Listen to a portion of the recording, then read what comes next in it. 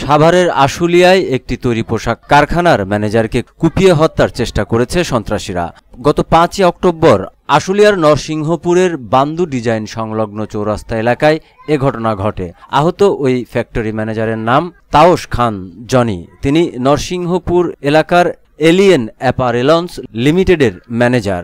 আহত ফ্যাক্টরি ম্যানেজারের ছেলে তানভীর খান তুহিন বলেন, ৫ অক্টোবর বিকেলে তার বাবা কারখানা থেকে মোটরসাইকেল যোগে বাসায় ফিরছিলেন। এ সময় তিনি বান্দু ডিজাইন সংলগ্ন চৌরাস্তা এলাকায় পৌঁছালে একদল দুর্বৃত্ত তার মোটরসাইকেল আটক করে তাকে দেশীয় অস্ত্র দিয়ে এলোপাথারিভাবে প্রকাশ্যে কুপিয়ে জখম করে। এ সময় তার কাছে থাকা নগদ ৪২,০০০ টাকা লুটে নেয় দুর্বৃত্তরা।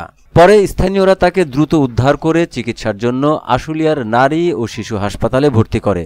পরে গতরাতে স্থানীয় আবু শামামিদাকে প্রধান আসামি করে অজ্ঞাত ১০-১২ জনকে আশুলিয়া থানায় মামলা দায়ের করা হয়।